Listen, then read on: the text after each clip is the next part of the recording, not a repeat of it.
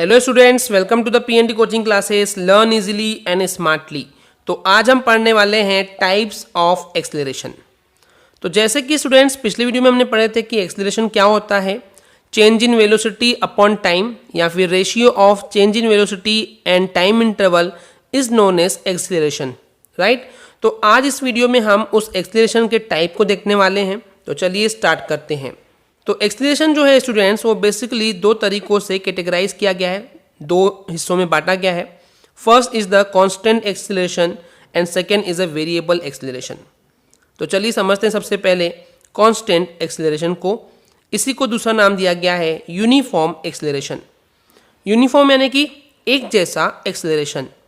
Okay, तो यहाँ पे क्या होता है, अगर कोई एक ऑब्जेक्ट या बॉडी है, अगर उसकी वेलोसिटी में चेंज हो रहा है इक्वल, ओके, और ये जो चेंज बार बार इक्वल चेंज हो रहा है वेलोसिटी में, वो इक्वल इंटरवल ऑफ टाइम में हो रहा है, तो उस कंडीशन पे इस बॉडी के एक्सेलरेशन को बोलते हैं हम कांस्टेंट एक्सेलरेशन या फिर यूनिफॉर्म एक्सेलरेशन। इस चीज़ को समझिए स्टूडेंट्स कि कोई एक ऑब्जेक्ट या बॉडी है जो कि इक्वल इंटरवल ऑफ टाइम में इक्वल वेलोसिटी में चेंज शो कर रहा है। जो वेलोसिटी में चेंज हो रहा है वो इक्वल हो रहा है, okay, equal interval of time में, तो उसको हम बोलते हैं यूनिफॉर्म एक्सेलरेशन या फिर कांस्टेंट एक्सेलरेशन। ओके, तो ये हो गया कांस्टेंट एक्सेलरेशन। चलिए बात करते हैं वेरिएबल एक्सेलरेशन की। इसी को दूसरा नाम दिया गया है students non uniform acceleration. Okay, यानी कि एक जैसा नहीं रहेगा।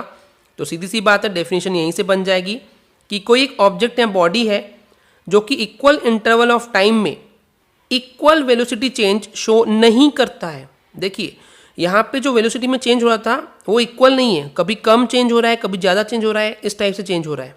ओके, तो इस टाइप के एक्सेलरेशन को क्या बोलेंगे हम, नॉन यूनिफॉर्म एक्सेलरेशन या फिर वेरिएबल एक्सेलरेशन। ओके स्टूडेंट्स, इतना क्लियर है। तो देखिए जब हम वेरिएबल एक्सेलरेशन या फिर नॉन यूनिफॉर्म एक्सेलरेशन की बात करते हैं तो उस कंडीशन पे एक्सेलरेशन के दो सब टाइप होते हैं, यानी कि नॉन यूनिफॉर्म एक्सेलरेशन या फिर वेरिएबल एक्सेलरेशन को अगेन दो टाइप में बांटा गया है।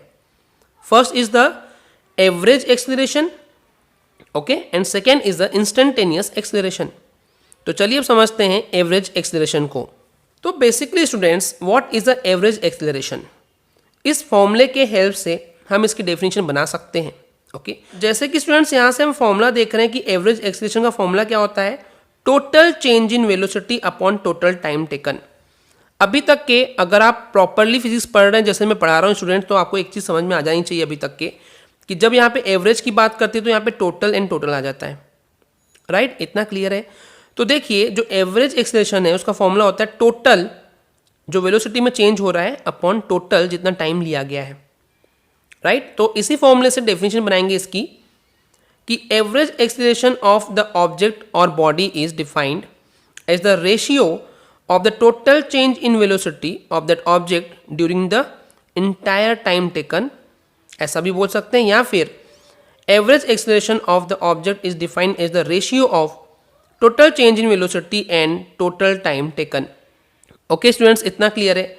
तो चलिए मैथमेटिकल फॉर्म में लिखते हैं इस एवरेज एक्सेलरेशन को।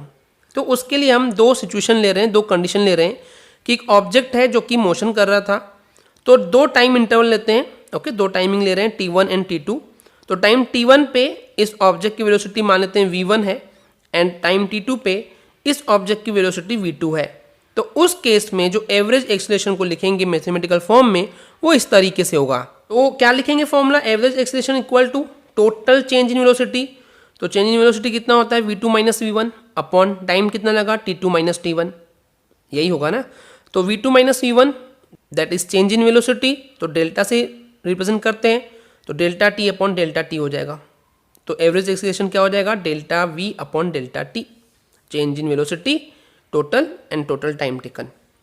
ओके स्टूडेंट्स, इतना क्लियर है। सेकेंड सब टाइप है इस वेरिएबल एक्सेलरेशन का, वो है इंस्टेंटेनियस एक्सेलरेशन। जैसे कि मैंने आपको ऑलरेडी पिछले वीडियो में इंस्टेंटेनियस का मीनिंग एक्सप्लेन कर चुका है। इंस्टेंटेनियस मतलब किसी पर्टिकुलर टाइम पे, किसी स्पेसिफिक टाइम पे हम बात कर रहे हैं। ओके, तो कोई एक ऑब्जेक्ट है जो कि मूव कर रहा है वेरिएबल एक्सेलरेशन के साथ, तो उस कंडीशन पे किसी एक particular different instant of time, किसी एक पर्टिकुलर टाइम ऑफ इंस्टेंट पे उस ऑब्जेक्ट या बॉडी का जो एक्सेलरेशन होता है, जो पजेस करता है, उस एक्सेलरेशन को हम बोलते हैं बेसिकली इंस्टेंटेनियस एक्सेलरेशन। वही लिखा हुआ है कि किसी इंस्टेंट ऑफ टाइम पे उस ऑब्जेक्ट का एक्सेलरेशन, उसको हम बोलते हैं इंस्टेंटेनियस एक्सेलरेशन, राइट। इसका मतलब ये है स्टूडेंट्स कि उस पर्टिकुलर टाइम पे ही हम बात कर रहे हैं, यानी कि टाइम इंटरवल नहीं ले रहे हैं हम, किसी एक पर्टिकुलर टाइम, जब 3 सेकेंड हो गए हैं तो उस समय किसी एक ऑब्जेक्ट या बॉडी का एक्सेलरेशन कितना था, उसी को बोलते हैं हम इंस्टेंटेनियस, राइट। तो देखिए एक्सेलरेशन क्या होगा, हमको पता है कि नॉर्मली एक्सेलरेशन क्या होता है, delta we upon delta T होता है, पर यहाँ पे डेल्टा टी को टेंस कर देंगे 0 की लिमिट के साथ। क्यों? क्योंकि टाइम हम बहुत छोटा ले रहे हैं। तो जब डेल्टा टी टेंस टू 0 होता है तो ये डिफ्रेंशिएशन के फॉर्म में लिखना पड़ता है इसको, राइट, इंस्टेंटेनियस के लिए। ऑलवेज रिमेंबर, इंस्टेंटेनियस चाहे कोई भी चीज़ हो, आप उसको रिप्रेजेंट करते हैं डिफ्रेंशिएशन के फॉर्म में, यानी कि D by D T. Okay, तो यहाँ पे क्या हो जाएगा, D V by D T हो जाएगा जब यहाँ पे लिमिट अप्लाई होगी तो। ओके, तो D V by D T. And पिछले वीडियो में हमने पढ़े थे कि v का फॉर्मूला क्या था, वेलोसिटी क्या है, चेंज इन पोजीशन या फिर डिस्प्लेसमेंट अपॉन टाइम। ओके, तो ये हो जाएगा D X by D T. तो v के बदले हम लिख सकते हैं D X by D T, तो ये क्या हो जाएगा, D square X upon D T square, double differentiation. Okay students, तो ये भी एक तरीका है इंस्टेंटेनियस एक्सेलरेशन को लिखने का। Okay, this is instantaneous acceleration.